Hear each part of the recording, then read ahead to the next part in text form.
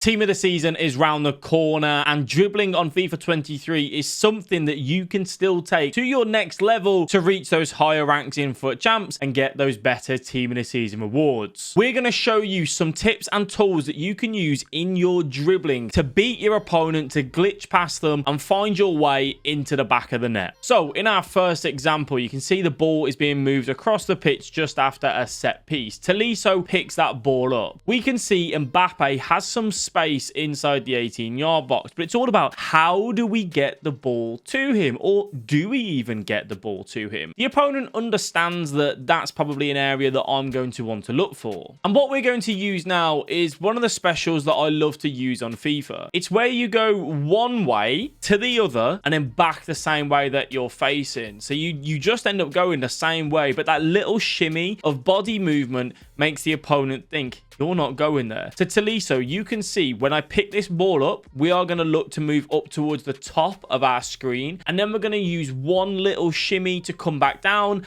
and then the shimmy back up. What does this do? The opponent is all over the place now. It gives us a space for Tammy Abraham, but how we actually implemented that is with our tip number 1, Agile dribbling. Using R1, RB on Xbox when you want to complete a quick movement, a quick shimmy side to side. We'll slow it down just so you can see it again, and that is exactly one of the beautiful things of it. Then the opponent's panicking, switching all over. We get into the box, which is the danger zone. Tammy Abraham finds that goal. So with some time in the build-up and a little bit of patience, just kind of waiting for our next attack, we're going to move it over to the opposite side of the controller, and we're going to use L1 dribbling here, which is tip number 2. L1 dribbling, LB on Xbox. The simplest way to think about this, I like to say, is like Michael Jackson moonwalking. You want to use this when you want to just stay on the spot that you're on, but come backwards ever so slightly. And that's exactly what we do here with Mbappe. We come back and then we exploit the space which we want to try and get to with Mbappe. So a little bit different to agile dribbling. It's just to kind of moonwalk and then go back. And that's where we can then sprint away, find that space. Tammy Abraham again, grabbing another goal. One of the biggest mistakes that I see players make over and over and over again is sprinting too much on FIFA. If you watch high-level players, one thing that you'll notice is they very rarely sprint. But I do sprint here with Pedro, and I want to ask you, why do I sprint here? Have a little think about this. Look at the space, look at the time, look at the room. Why am I going to choose to sprint down the line here? Well, the simple answer is that there's a lot of space for me to get past. I back Pedro in that 1v1 scenario against Emerson Royale. The opponent's actually running downwards, which means that if he doesn't get that point of contact right, I'm just going to burst past him, which is exactly what happens. If he's running parallel to me, it's a different story. Emerson Royale can then use his strength. He can get hold of you and take it off. We actually do something so crucial here. We trigger the run on Tammy Abraham. We tap that L1 button. That then means that he's going to attack that 18-yard box. We can go for the cross. Obviously, Tammy, very good in those areas. All right, so our next example, we use the player lock, we have a bit of time, and we trigger that run with Tammy Abraham to get in behind. When we get into here now,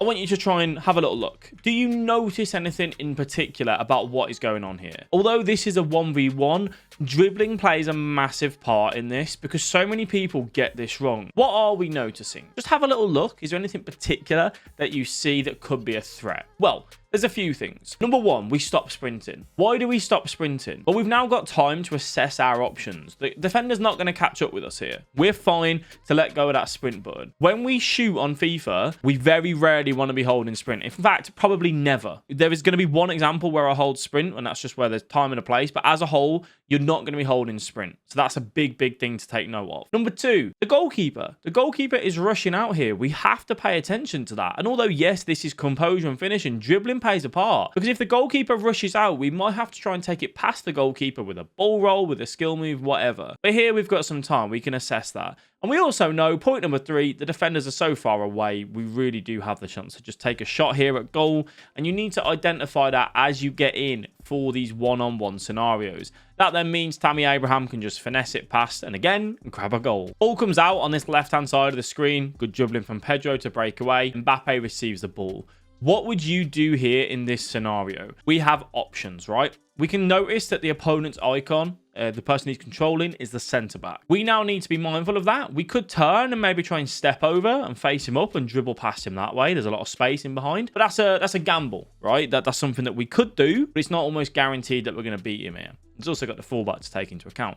You might want to try and trigger a run on Abraham, and you might want to send Abraham in behind. You maybe want to just hold it up with Mbappe. You might want to lay the ball back, pass it back to one of these centre mids. You know, a couple of little options that we can do, which is really, really good. And this is when it's great because we have so many options. Now, when it comes to dribbling, one of the things that you want to try and do at all times is protect the ball. You can't create chances if you're not protecting the ball. If you show the ball to the opponent more times than not, they are going to take it off you, and you're not going to create those chances on FIFA. So Mbappe is going to receive the ball into feet. And what are we going to do here? We're actually going to look to come backwards, and we're going to look to see if we can send an overload in the middle. So a little bit of agile dribbling and then strafe dribbling with that L1. And then we're going to trigger Tolisso. What has this done here? If you look at this freeze frame right now, where is his centre back? His centre back has followed Mbappe towards that wing. That little movement, that little shimmy to hold up the ball has absolutely destroyed his team shape. And now we can capitalize and we can use and exploit that space in behind. Triggering the run on Tolisso, he breaks the defensive line. We use a lateral heel to heel, which is L1. And then you flick the right analog stick one way, so say to the left, and then to the right, the way that you want to exit. You can see the slow motion there on that particular skill move. And then the green time finesse. Our next example is just to showcase the lack of sprinting. All of this is without sprint. And then when Mbappe gets that ball, we take one touch with sprint and then we cross that one in. Sometimes it's just simple stuff, just simple movement of the ball can do the work for you. Okay, so this freeze frame right now. The battle in the park is one of the reasons why you'll win games and why you'll lose games.